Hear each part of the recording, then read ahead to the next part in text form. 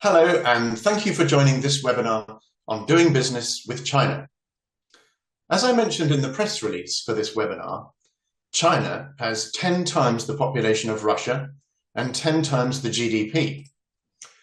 Now, we all read articles about how the Chinese economy is in recession, its government is anti-Western, its human rights record is abysmal, its military poses a threat, and so on. And all this is true. But that does not change the fact that engagement with China and its people is both necessary and desirable. The most stupid thing we can do is try to ignore China. You can't ignore China.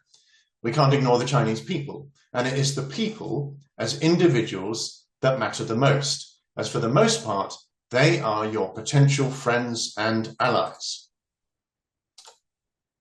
China is no longer a country that wishes to impress or seduce European or American business.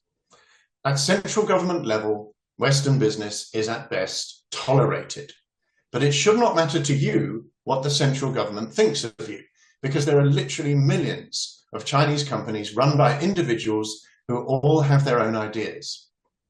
Moreover, China is a huge consumer market, eager for products and services from overseas, and is also, despite competition from Southeast Asia, still an outsourcing hub where you can get almost anything manufactured, despite labor costs being higher than before.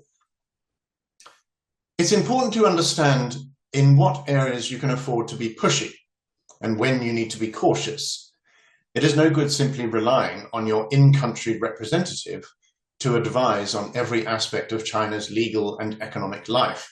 As a foreigner, you will find that you are in some ways more exposed than locals, while also enjoying more protections.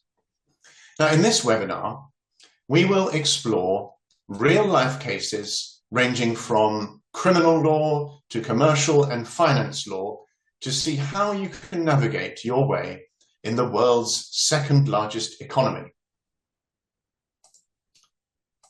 Now, we're going to have a basic overview of the legal framework in China.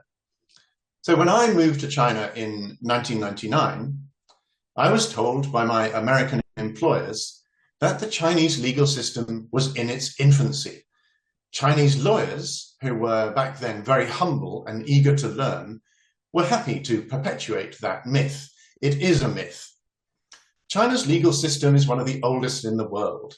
It did not, as some modern lawyers like to pretend, suddenly appear overnight.